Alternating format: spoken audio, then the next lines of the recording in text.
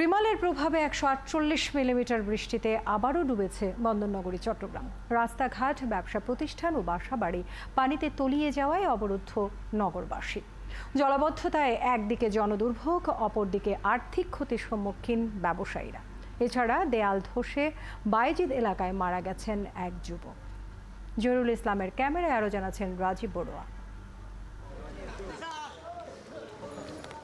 ঘূর্ণিঝড় রিমালের প্রভাবে অতিবৃষ্টিতে আবারও জলাবদ্ধতা চট্টগ্রাম নগর জুড়ে, আবারও চরম দুর্ভোগ জনজীবনে। ১৪৮ মিলিমিটার বৃষ্টিতেই অবরুদ্ধ নগরবাসী।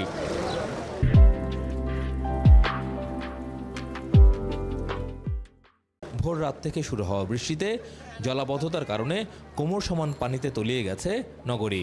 বোনের বাসায়, কারণ বাসায় এক কোমর পানি, বাথরুমে পর্যন্ত যাওয়ার জায়গা নেই। নিরাপদ জায়গায় দিয়ে আসতেছি, কোন সময় পানি আরো বেড়ে যায় এই ভয়ে।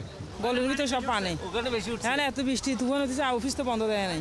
এমনি সবাই বলে মুখে না, তারা বলতে থাকে হ্যাঁ আমরা ওই করছি সেই করছি উন্নয়ন করছি, আসলে কি কিছুই করে না। জলাবদ্ধতায় সবচেয়ে বেশি ভোগান্তি অফিসগামী মানুষের। তারা বলছেন বৃষ্টির কারণে রাস্তায় যানবাহন কম।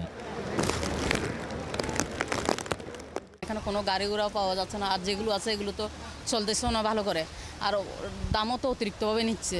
গাড়ি ভাড়া ডবল দিতে হচ্ছে, কোনো উপায় দেখছে না। গাড়ি টাকা সত্ত্বেও ওরা নিচ্ছে না। ৬,৫০০ কোটি টাকা বরাদ্দ দিয়েছি, কিন্তু কাজের কাজ কিছু হয় নাই।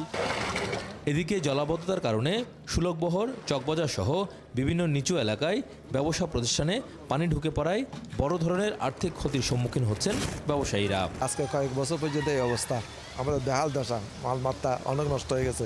আমাদের দুঃখটা কেউ দেখতেছে না, আমি প্রতি বছর হয়। চট্টগ্রাম নগরীর জলাবদ্ধতা নিরসনে ১৪,০০০ কোটি টাকায় ৪টি প্রকল্প বাস্তবায়ন করছে চট্টগ্রাম উন্নয়ন কর্তৃপক্ষ, সিটি কর্পোরেশন ও পানি উন্নয়ন বোর্ড।